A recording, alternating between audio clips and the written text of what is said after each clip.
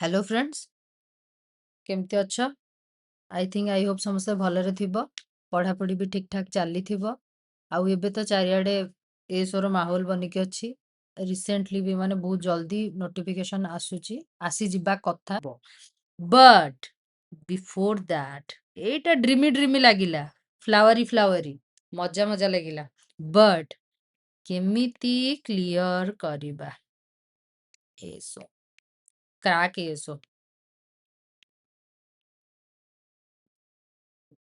What is the way एटा जानिया को हेले हमको फर्स्ट एसो कोन डिमांड करजे जानिबा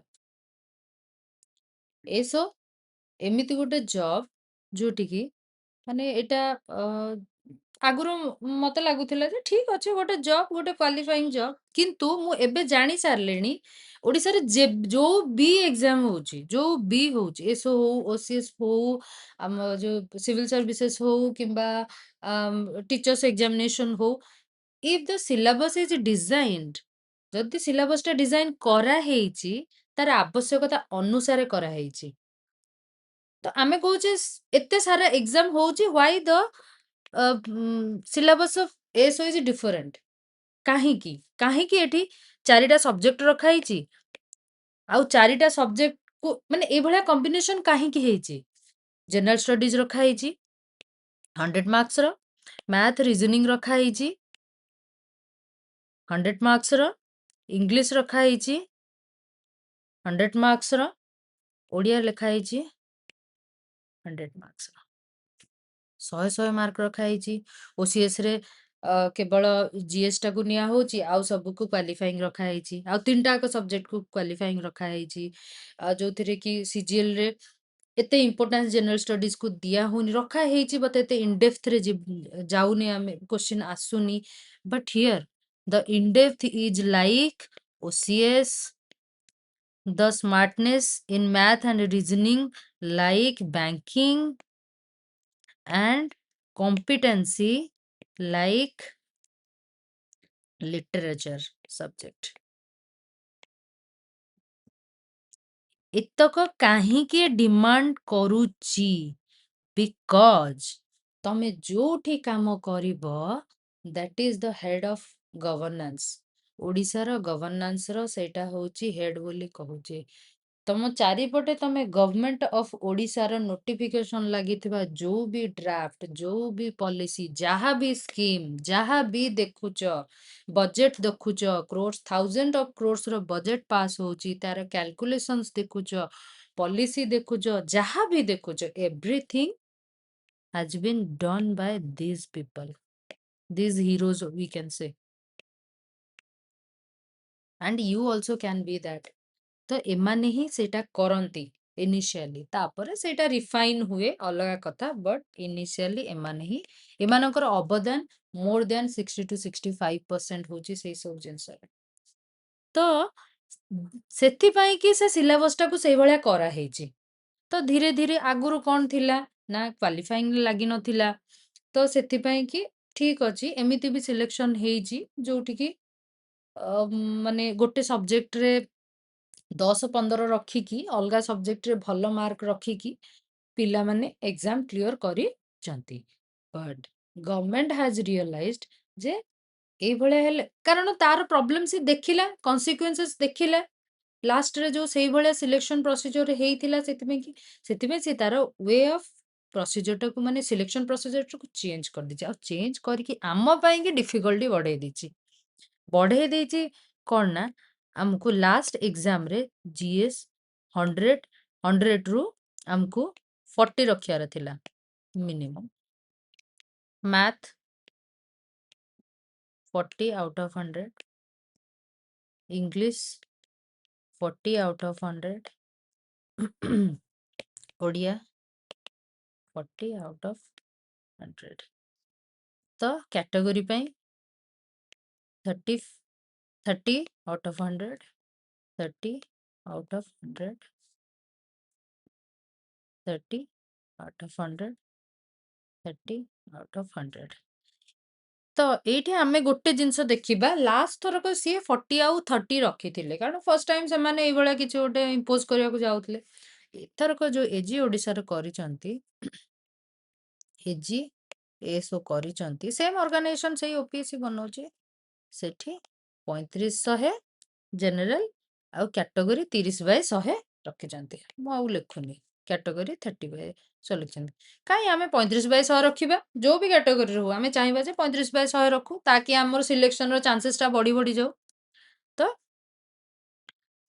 ଏଇଭଳିଆ କରିଛନ୍ତି। ୟାକୁ କରିଦେଲା ପରେ କଣ ହେଇଛି ନା, ଏଠି ଆଉ ଗୋଟେ ମୁଁ ଫ୍ୟାକ୍ଟ ଦେବି କଣ ପ୍ରୋବ୍ଲେମ ହେଇଛି।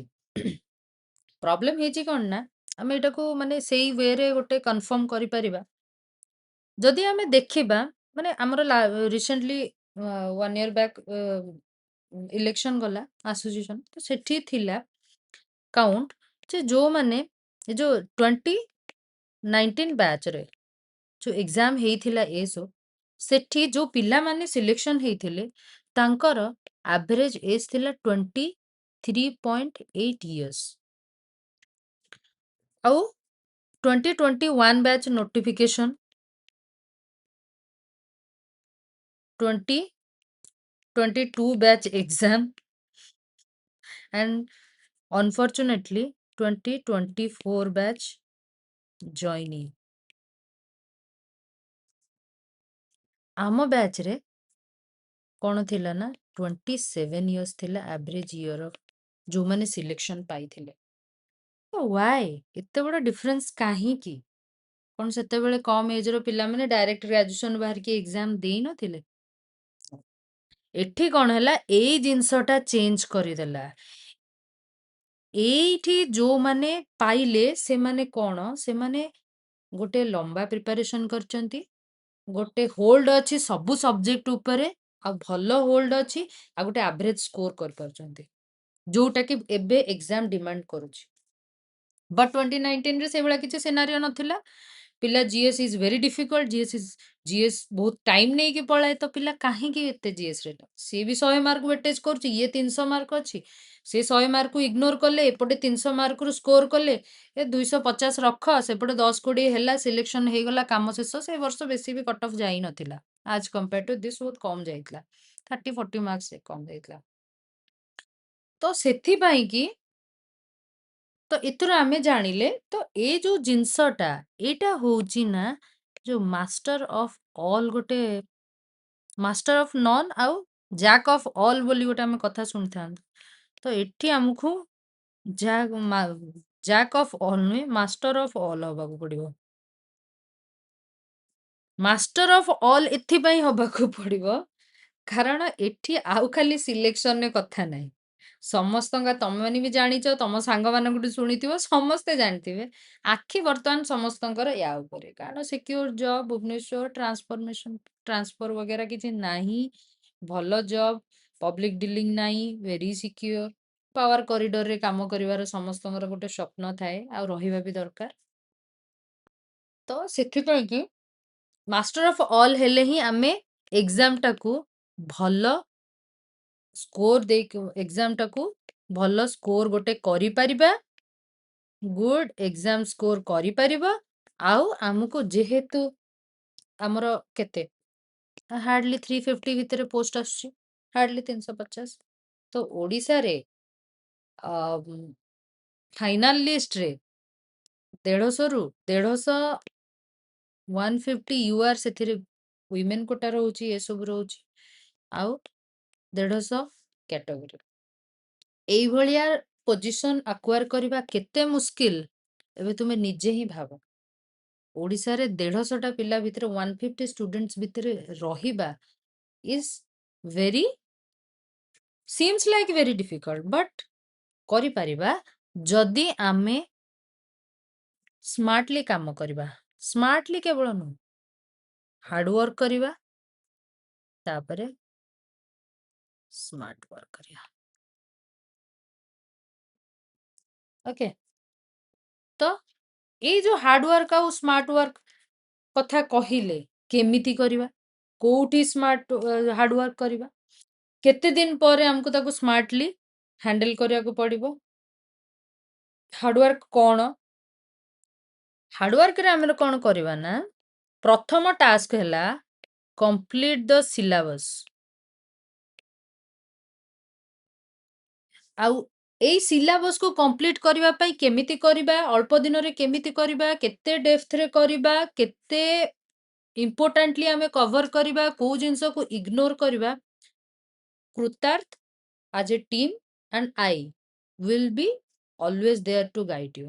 Guide you ନୁହଁ, help you ନୁହେଁ, I will hold your hand to enter into that office. ତ ଏଟା ମୋର ପ୍ରମିସ୍। ତ ଆମେ ସବୁବେଳେ କରିବା, ଆମେ ୱେଲ୍ ରିସର୍ଚ୍ଚ ଜିନିଷ ରଖିବା, କାରଣ ଆମର ଏକ୍ସପିରିଏନ୍ସ ଅଛି, ଆମେ ଜାଣିଛେ ସାଙ୍ଗମାନେ ଭଲ ସ୍କୋର କରିଛନ୍ତି, ନିଜେ ବି ଆମେ ସ୍କୋର କରିଛେ, କାହାର କୋଉଥିରେ ମାଷ୍ଟରୀ, କିଏ ଜିଏସରେ ବହୁତ ଭଲ ଅଛି, ଯେମିତିକି ଅଭିସାର ସିଏ ମୋତେ ଗାଇଡ୍ କରିଥିଲେ ଇଂଲିଶ, କାରଣ ମୋ ପାଖେ ବହୁତ କମ୍ ଟାଇମ୍ ଥିଲା, ମୁଁ ଡେଲିରେ ଥିଲି। ତ ସିଏ ମୋତେ ଇଂଲିଶର ପୁରା ସିଲେକ୍ଟିଭ କହିଦେଇଥିଲେ, ଗୋ ଟୁ ମାନେ ଏତିକି ଏତିକି ଏତିକି ଏତିକି ପଢେ, ୟୁ ୱିଲ୍ କ୍ଲିୟର ହେଇଯିବ, କିଛି କଥା ନାହିଁ। ତ ମୁଁ ଯାଇକି ଜଷ୍ଟ ଆପିୟର କରିଥିଲି। ମୋତେ ଆଟେମ୍ପ୍ଟ କେମିତି କରାଯାଏ, ସେଇଟା କେତେ କ'ଣ ଆଟେମ୍ପ୍ଟ କରିବ, କ'ଣ କରିବ, ସେଗୁଡ଼ା ସବୁ ଥିଲା। ସିଏ ପ୍ରତି ପ୍ରତି ଏସବୁ ବ୍ୟାଚରେ ସିଏ ତାଙ୍କର କିଛି କିଛି ଏମିତି ଷ୍ଟୁଡେଣ୍ଟ ଥାଆନ୍ତି, ମୁଁ ତ ତାଙ୍କ ଫ୍ରେଣ୍ଡ, ବଟ୍ ବହୁତ ଗୋଟେ ଷ୍ଟୁଡେଣ୍ଟ ବି ଥାଆନ୍ତି ଯୋଉମାନଙ୍କୁ ସେ ଗାଇଡ୍ କରନ୍ତି, ଆଉ ପିଲା ପାଇବିଛନ୍ତି। ତ ଆମେ ଗାଇଡ୍ କରିବୁ, ଆମ ଏକ୍ସପିରିଏନ୍ସ, ଆମର ଯାହା ବି ଅଛି, ଆମ ରିସୋର୍ସେସ୍, ଆମେ ଯାହା ପଢିକି କ୍ଲିୟର କରିଛୁ, ଆଉ ଯାହା ଆସିବାକୁ ଯାଉଛି ବୋଲି ଆମେ ଏକ୍ସପେକ୍ଟ କରୁଛି, ଆମେ ତମକୁ ପ୍ରୋଭାଇଡ କରିବୁ ସେଥିପାଇଁ। ବଟ୍ ତମ କାମ ହେଲା ତାକୁ ପଢିବ, ମଲ୍ଟିପୁଲ ଟାଇମ ପଢିବ। ବହୁତ ଜାଗାରେ ଆମେ ତମକୁ ଖାଲି ସୋର୍ସ କହିଦେବୁ, ଯୋଉଠି ଯୋଉଟା ଭଲ ଅଛି, ଗୋ ଆଣ୍ଡ ରିଡ୍ ଦ୍ୟାଟ୍। ତାପରେ ଯାହାର କିଛି ସବଷ୍ଟିଟ୍ୟୁଟ ନାହିଁ, ଯେମିତିକି ଲକ୍ଷ୍ମୀକାନ୍ତ ଯୋଉ ପଲିଟି, ତାର କିଛି ସବଷ୍ଟିଟ୍ୟୁଟ ନାହିଁ, ତମେ ସେଇଟା ପଢିବ, ସେଇଥିରୁ ଡାଇରେକ୍ଟଲି ପଢିବ, but no need to read full total Laxmikanth. ଲକ୍ଷ୍ମୀକାନ୍ତରୁ ବହୁତ ସିଲେକ୍ଟିଭ ପୋର୍ସନ ଅଛି ଯୋଉଟା କି ଏସୋ ଏକ୍ସାମରେ ଆସିବ, ସେଇଟା ଆମେ ତମକୁ କହିଦେଇପାରିବୁ। ତାପରେ ହେଲା multiple, at least 2 time revision, 2 time revision କରି ସାରିଲା ପରେ ଆମେ ଯିବା ସ୍ମାର୍ଟ ୱାର୍କର ଷ୍ଟ୍ରାଟେଜିକୁ। ଆଉ ସ୍ମାର୍ଟ ୱାର୍କର ଷ୍ଟ୍ରାଟେଜିକୁ କ'ଣ କରିବା ନା, ସେତେବେଳେ ଆମେ ଦେଖିବା ଯେ କ'ଣ କରିବା, କୋଉ ପୋର୍ସନ ଇମ୍ପୋର୍ଟାଣ୍ଟ, କାହାର କେତେ ଇମ୍ପୋର୍ଟାଣ୍ଟ, କୋଉ ପିଲାର କୋଉଟା ୱିକ୍ ରହୁଛି, କୋଉଟାରେ କାହାକୁ ୱାର୍କ କରିବା ଦରକାର, କୋଉ ପୋର୍ସନକୁ ମଲ୍ଟିପଲ ରିଭିଜନ ଦରକାର, କୋଉ ପୋର୍ସନକୁ କୋଉ କିୱାର୍ଡସରେ ମନେ ରଖି ହବ। ତ ଏଇଭଳିଆ ଜିନିଷ ଗୁଡାକ ଆମେ ଧୀରେ ଧୀରେ କରିବା। ଆହୁରି ବହୁତ ଗୁଡେ ଷ୍ଟ୍ରାଟେଜି ଅଛି କେମିତି କ'ଣ କରିକି ତାକୁ ମ୍ୟାନେଜ କରିବା, but initially for the next 2 to 3 months we have to go through this. हमको पूरा जो कहती पसीना बोहाई कि एठी काम करिया को पड़िबो, आउ बहुत परिश्रम करिया को पड़िबो, then only we will enter into this जो। तो पैनिक हबार किछि नाही, सेमिति किछि नाही, हेई पारिबो, किछि कथा नै, काहे कि हे पारिबो, को पिलार कोन इम्पोर्टेंट माने वीकनेस आउ स्मार्टनेस हिसाब रे काहे कि हे पारिबो, सेटा आमे एबे देखिबो। तो आमे देखिले general studies, GK 100, English 100, Odia 100, और हला मैथ और रीजनिंग 100, रीजनिंग 100। जणे मैथ और रीजनिंग जो लेवल पढ़ुची, जदि जणे गोटे थर सिलेबस रो सब पोर्शन को नोट्स कर दे सारला परे दिन को 1 घंटा भी प्रैक्टिस कला, सेट मारला खाली, ताहले सी 100 रु आराम से, मु कहबिनी तमे 90+ रखिबो बोली, that is not very true, कारण 100-1.5 घंटा भितरे हमको 100टा क्वेश्चन पढ़िबार अछि, पढ़िकी पुणी लिखिबार अछि, जो कसिबार अछि, कसिकी मैथ बाहर करियार अछि, रीजनिंग गुडे क्वेश्चन भी भूल थाए, तापरे ଯେତେବେଳେ ଆମେ ଯୋଉ କ୍ୱେଶ୍ଚିନ୍ ଗୁଡାକ ଭୁଲ ଥାଏ କିମ୍ବା ଡବଲ ଡବଲ ଅପସନ ଥାଏ, ସେଇ ଜାଗା ଗୁଡା କ'ଣ ନା ଓପିଏସସି ଡ୍ରପ୍ କରିଦିଏ, ନହେଲେ ପ୍ରୋରେଟେଡ ବେସିସରେ ମାର୍କ ଦିଏ। ତ 10ଟା କ୍ୱେଶ୍ଚିନ୍ ତମେ ନେଇକି ଚାଲ ସେଇଭଳିଆ। ତ 90ଟା କ୍ୱେଶ୍ଚିନ୍, 90ଟା କ୍ୱେଶ୍ଚିନ୍ରୁ ଆମେ କେତେଟା କରିପାରିବା, ରିଜନିଂ ଲେନ୍ଦି, ତାକୁ ପଢିକି ତାକୁ କରିବା ଇମ୍ପୋର୍ଟାଣ୍ଟ, ମ୍ୟାଥ ବି ଇକ୍ୱାଲି ତାକୁ କାଲକୁଲେଟ୍ କରିକି କରିବା ଦରକାର। ତ ଗୋଟେ ଏବଭ୍ ଆଭରେଜ ଷ୍ଟୁଡେଣ୍ଟଙ୍କ ପାଇଁ କିମ୍ବା ଆଭରେଜ ଷ୍ଟୁଡେଣ୍ଟ ପାଇଁ ମ୍ୟାକ୍ସିମମ୍ ହାଇଏଷ୍ଟ ଆବିଲିଟିରେ ସିଏ ମ୍ୟାକ୍ସିମମ୍ 70+ ସ୍କୋର କରିପାରିବ। ତାଠୁ ଅଧିକ କରିବା ଇଜ ଟୁ ଡିଫିକଲ୍ଟ। ଯୋଉମାନେ କହନ୍ତି 90, ते मे ବି ହେଇଥିବ, କିଏ ଏମିତି ଜଣେ ଅଧେ 1000 ପିଲାରେ ଗୋଟେ କରିଦଉଥିବ କି 100ଟା ପିଲାରେ ଗୋଟେ କେତେବେଳେ କରିଦଉଥିବ, ବଟ୍ ଆଭରେଜ ଆମକୁ ଦରକାର ବି ନାହିଁ 90, 70+ ହେଇଗଲେ ହେଇଗଲା। ତାପରେ ଓଡ଼ିଆ ଆଉ ଇଂଲିଶ ଏଟାକୁ ଆମେ ଯେତେ ଥରୋଲି ପଢିବା। ଆଉ ମୁଁ ଗୋଟେ କଥା କହିବି, ଯଦି ଆମେ ଓଡ଼ିଆ ଇଂଲିଶରେ ସ୍କୋର କରିବାକୁ ଚାହୁଁଛେ, ଏକ୍ସାମ ର ସିଲାବସ୍ କ୍ଲିୟର କରିବା ସାଙ୍ଗେ ଟ୍ରାଇ ଟୁ ମେକ୍ ଅ ହାବିଟ। ନେକ୍ସଟ 6 months ପାଇଁ ତମ କାମ ହେଲା ପ୍ରତିଦିନ ବେଶୀ ନ ପଢ, ଫ୍ରଣ୍ଟ ପେଜ ଗୋଟେ ଓଡ଼ିଆ ଡେଲି ଓଡ଼ିଆ ଆଉ ଡେଲି ଇଂଲିଶ ନ୍ୟୁଜ ପେପରର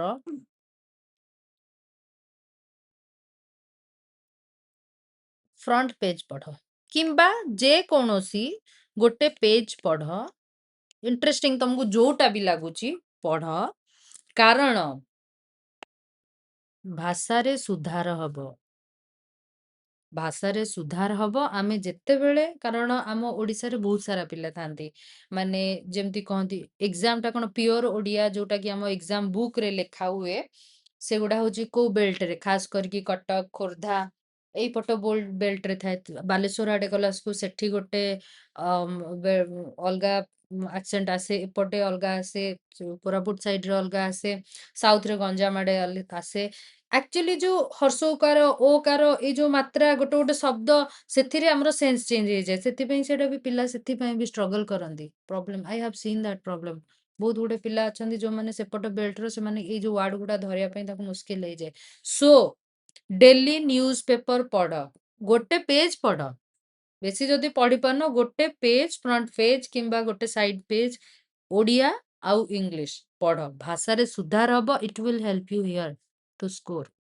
ତମ ପାଟିରେ ତମେ ସେଣ୍ଟେନ୍ସଟା କହିଲାକୁ ପ୍ରିପୋଜିସନଟା କ'ଣ ଲାଗିବ ଆସି ଯାଉଥିବ, because you have read news paper. ତ ଏଇଟା ଗୋଟେ ଆଡିସନାଲ, ଆମେ ସିଲାବସ କଭର କରିବା, ତା ସାଙ୍ଗେ ଏଇଟା ଗୋଟେ ଆଡିସନାଲ ହ୍ୟାବିଟ ବନେଇବା। ତାପରେ ଆସିଲା, ଆକୁ କ'ଣ କହିବା, ଇଏ ହଉଛି କିଲର ବି, ୱିନ୍ ବି କରେଇବ। ୱିନର କିଲର କ'ଣ, ଆକୁ ଆମେ ଛାଡି ପାରିବାନି। ଏଇଟା ହଉଛି ଏତେ ବଡ, ଏଥିରେ ଦୁନିଆ ସାରା ରହିଯାଉଛି। ଜିଏସ୍ ଜେନେରାଲ ନଲେଜ କହିଲେ ଦୁନିଆ ସାରା ଜିନିଷ ରହିଲା। କରେଣ୍ଟ ଆଫେୟାର୍ସ ରହିଲା, ହିଷ୍ଟ୍ରି ରହିଲା, ଜୋଗ୍ରାଫି ରହିଲା, ପଲିଟି ରହିଲା, ଏନଭାୟରନମେଣ୍ଟ ରହିଲା, ସାଇନ୍ସ ଟେକ୍ ରହିଲା, ବହୁତ ଜିନିଷ ରହିଲା। ଯୋଉଟା ଆମେ ଶୁଣିନେ ସେଇଟା ବି ତା ଭିତରେ ରହିଲା। ଜେନେରାଲ ନଲେଜ, ସାଧାରଣ ଜ୍ଞାନ, ଓଡ଼ିଶାର ପାର୍ଟ ରହିଲା। ତ ଏଟା ଆମକୁ ନେଇକି ଯିବ, କାଟିଦବ। ଆଉ ଏଇଟା ହାଲକା ଟିକେ ଯଦି ବାଲାନ୍ସ ସ୍କୋର କରିଦବା, ଇଏ ଆମକୁ ୱିନ୍ କରେଇଦବ। It is very difficult to score. Even last ଥରକ ବହୁତ ଭଲ ପିଲା ଥିଲେ, ଯୋଉ ବହୁତ ଭଲ ପାଠ ପଢୁଥିଲେ, ସେମାନେ ଭଲ ସ୍କୋର ଏପଟେ ବହୁତ ବଢିଆ କରିଛନ୍ତି। 80-90 ରଖିଛନ୍ତି। ଇଂଲିଶ ଓଡ଼ିଆ 80-90 ରଖିଛନ୍ତି। ମ୍ୟାଥମେଟିକ୍ସରେ 70-75 ରଖିଛନ୍ତି। But De felt here 30, 32, 35, 39 year. ଏଇଠି କଟି ଯାଇଛନ୍ତି। କ'ଣ କରାଯିବ? ତ ଏତେ ସମୟ ଏଠି ଦେଇକି ବି ଏଇଠି ତାଙ୍କର ପ୍ରୋବ୍ଲେମ ହେଲା, ସେ ଖସି ଗଲେ, ସେମାନେ ପାଇପାରିଲେ ନାହିଁ। ଆଉ ବହୁତ ଗୁଡେ ସାଙ୍ଗ, ଯେହେତୁ ସେ ପୁରୁଣା ସିଲେକ୍ସନ ପ୍ରୋସିଜିଅର କଥା ଥିଲା, ସେଥିପାଇଁ କି ସେମାନେ ମାଇଣ୍ଡରେ ମୂଳରୁ ରହିଗଲା ଯେ ନାଇଁ ଆମେ କାହିଁ ଜିଏସ୍ ରେ ବେଶୀ ଆପିୟର କରିବା, ମାଇନସ ମାର୍କିଂ ହେଇଯିବ, ଆମେ ଏପଟ ତ ସ୍କୋର କରିକି କରିଦବା। ଆଉ ପ୍ରିଭିୟସଲି ସେ ହଉ ବି ଥିଲା, କିଛି ଅସୁବିଧା ନାହିଁ, କିନ୍ତୁ ବଟ୍ ଅନଲକିଲି ହେଇପାରିଲାନି। ତ ଏଇ ଯୋଉ ଜେନେରାଲ ଷ୍ଟଡିଜଟାକୁ ଆମକୁ ଆଣିବାକୁ ପଡିବ। ଆଉ ଜେନେରାଲ ଷ୍ଟଡିଜରେ ସ୍କୋର କରିବା, କିଏ କହିବ 80+, 70+? नो, ମୁଁ କହିପାରିବି ନାହିଁ, that is not doable. Maximum we can score 65 ବାସ୍। 65 ଯଦି ଆମେ ରଖିଦେଲେ, ତାହେଲେ ଆମେ ଜାଣିବେ ଯେ ଜେନେରାଲ ଷ୍ଟଡିଜରେ ଆମର ବହୁତ ମହାଜ୍ଞାନ ଅଛି। କିନ୍ତୁ ଏକ୍ସାମ କ୍ଲିୟର କରିବା ପାଇଁ ଆମକୁ ମ୍ୟାକ୍ସିମମ୍ 55-65 ଦରକାର। ଏତିକି କିନ୍ତୁ ଯଦି ସ୍କୋର କରୁନାହିଁ, ତାହେଲେ ଆମେ ସିଲେକ୍ସନରୁ ବାହାରି ଯିବା। ଏଇଟା ଯଦି 55 କୁ ଆସୁଛି ଏଠି ଆମର ମାର୍କ ଗୁଡା ବଢିବା ଦରକାର। ଯଦି ଆମେ 80 ନେଇକି ଚାଲୁଛୁ ଏଠି 82 ହବା ଦରକାର। ଏଠି 80 ନେଇକି ଚାଲୁଛୁ ଏଠି 3 ହବା ଦରକାର। ତ ଏଇଟାକୁ ଯେତେ କମେଇ କମେଇ ଆସିବ ଏଇଟା କିନ୍ତୁ ଗୋଟେ ଜାଗାରେ ଏଇଟା ଆଉ କମିବନି। 40 ତ ମିନିମମ୍। ଯଦି ଏଥରକ 35 ରଖନ୍ତି ରଖନ୍ତି ବଟ୍ 40 ତ ମିନିମମ୍। ତ ତାପରେ କୋଶ୍ଚିନ୍‌ର ବି ଯିଏ ଜେନେରାଲ ଷ୍ଟଡିଜ୍‌ର କୋଶ୍ଚିନ୍ ବି ବହୁତ ଡିଫିକଲ୍ଟ ସେ ପଚାରିବା ଷ୍ଟାର୍ଟ କଲେଣି। ସେ ମାନେ ଲାଷ୍ଟ ଏଜିଏସ୍‌ର ବି ଯୋଉ ପଚାରିଥିଲେ ଟିକେ ମାନେ ଓସିଏ ଷ୍ଟାଇଲ୍‌ର ପଚାରିଥିଲେ। ତ ଆମକୁ ସିଭିଲ ସର୍ଭିସ ପାଇଁ କି ଯାହା ଜିଏସ୍ ପଢିବାକୁ ପଡୁଛି ଆମକୁ ବାଇ ହୁକ୍ ଅର୍ କ୍ରୁକ୍ ସେତିକି ଶେଷ କରିବାକୁ ପଡିବ। ତ ଆମେ କଭର କରିବା ଆଣ୍ଡ ଡୋଣ୍ଟ ବି ପାନିକ୍ ହବ ନାହିଁ ବୋଲିକି। ତମ ପାଇଁ ସବୁ ସଜେଇକି ରଖି ଦିଆଯାଇଛି। ତମକୁ ଦିଆଯିବ। ତମେ ପଢିବ, ମନେ ରଖିବ, ରିଭାଇଜ କରିବ, ଘୋଷିବ, ଟେଷ୍ଟ ଦବ, ଏକ୍ସାମକୁ ଯିବ। କାହିଁକି ହବନି? ଯୋଉଟା ଏଇ 65 ସ୍କୋର କରିବା ପାଇଁ ତମେ ବହି ଖୋଜିଥାନ୍ତ, ଖାତା ଖୋଜିଥାନ୍ତୁ, ମଲ୍ଟିପଲ ସୋର୍ସ କିମ୍ବା ଯିଏ ବି ଆଉ ବହୁତ ପିଲା ଅଛନ୍ତି ବହୁତ ମିସ୍ ଇନଫର୍ମେସନ ଦଉଛନ୍ତି। ମାନେ ଇଟ୍ ଇଜ ଭେରି ସ୍ୟାଡ୍। ଗୋଟେ ୱେଲ୍ ନୋନ୍ ଇନଷ୍ଟିଟ୍ୟୁଟ ସେ ଗୋଟେ ଦେଇଛି ଯେ ଏସରେ 50 ମ୍ୟାଥ ଆଉ ରିଜନିଂ କ୍ୱେଶ୍ଚିନ୍ ସେଥିରେ ଇଏ ହୋଲ୍ଡ କରୁଛି 100 ମାର୍କ, ଇଏ ହଉଛି 100 ମାର୍କ। ମାନେ they have not researched a basic thing ଯେ ମ୍ୟାଥ ରିଜନିଂ ମିଶିକି ହଉଛି 100 ମାର୍କ। ଇଏ 100 2 ମାର୍କ କୁଆଡୁ ଆସିଲା? ଇଏ ତ ସବୁ ଗୋଟେ ଗୋଟେ 0.25 କଟିବ। ଏକ ମାର୍କର କ୍ୱେଶ୍ଚିନ୍ ଇଏ କୁଆଡୁ ଆସିଲା? ଯୋଉମାନେ ବେସିକ ଏ ଜିନିଷଟା ଦେଇ ପାରୁନାହାନ୍ତି ଆଉ ଆମେ କଣ କହିବା? ତ ଆମେ ଟ୍ରାଏ କରିବା ତମକୁ ୱେଲ୍ ରିସର୍ଚ୍ଚ ଆଉ ଇଏ କୃତାର୍ଥ ଗ୍ରୁପ ତରଫରୁ ଦିଆଯିବ। ଯଦି ୱେଲ୍ ଏକ୍ସପେରିଏନ୍ସଡ ଆଉ ୱେଲ୍ ରିସର୍ଚ୍ଚ ପିଲା ଅଛନ୍ତି ଯୋଉମାନେ କି ୟୁପିଏସସି ଓପିଏସସି ଜର୍ଣ୍ଣି ସହିତ ପୁରା ନିଜ ଥ୍ରୁ ଆଉଟ୍ ଦ ଲାଇଫ୍ ଅଛନ୍ତି, ଏବେ ବି ପିଲାଙ୍କୁ ମେଣ୍ଟର କରୁଛନ୍ତି, ତ ସେ ଭଳିଆ ପିଲା ତମମାନଙ୍କୁ ଗାଇଡ କରିବେ, ତମ ପାଇଁ ରିସୋର୍ସ ବନେଇବେ। ତ ଆମ କାମ ହେଲା କଣ? ଆମେ ଖାଲି ପଢିବା। ଆମକୁ ପ୍ଲେଟରେ ଦିଆ ହେଇଗଲା ଭାତ, ଡାଲି, ତରକାରୀ, ଭଜା, ଶାଗ, ପାମ୍ପଡ଼। ଆମେ ଏବେ ଖାଇବା। ତାହେଲେ ହିଁ ଆମେ ଏଟା ୱିନ୍ କରିପାରିବା। So don't be panic, be serious. ଏବେଠୁ ଷ୍ଟାର୍ଟ କରିବା, ଭଲସେ ଷ୍ଟାର୍ଟ କରିବା ଆଉ ରେଜଲ୍ଟ ବି ଭଲ ପାଇବା। ଆମେ ବି ପ୍ଲାନ୍ ରଖିଛୁ ଆଫ୍ଟର ଦ୍ୟାଟ୍ ଆମେ ସ୍କିଲ୍ ଟେଷ୍ଟର ବି କ୍ଲାସ୍ ଦବୁ, ଅନଲାଇନରେ ଦବୁ। ଆଉ ସ୍କିଲ୍ ଟେଷ୍ଟରେ ବି ପିଲାମାନେ ଆପଣଙ୍କୁ ସାହାଯ୍ୟ କରିବେ। ଆପଣ ସ୍କିଲ୍ ଟେଷ୍ଟରେ ବି ଭଲ ମାର୍କ ରଖି କ୍ୱାଲିଫାଏ କରିବେ। ତ ସେଥିପାଇଁ କି ଏତିକି ଆମେ ଆଜି କୃତାର୍ଥ ଗ୍ରୁପ ତମମାନଙ୍କୁ ପ୍ରମିସ୍ କରୁଛୁ। ତୁମର ଜର୍ଣ୍ଣିରେ ଆମେ ସାଙ୍ଗରେ ରହିବୁ ଆଉ ତୁମମାନଙ୍କୁ ଜିନିଷଟାକୁ ଅପ୍ଟିମମ୍ ଲେଭେଲରେ ହେଲ୍ପ କରିବା ପାଇଁ ଟ୍ରାଏ କରିବୁ। Thank you. ହୋପ୍ ୟୁ ତମମାନଙ୍କୁ ଭଲ ଲାଗୁଥିବ। ଯଦି କାହାର କିଛି କ୍ୱାରିଜ୍ ଅଛି they can ask. Thank you.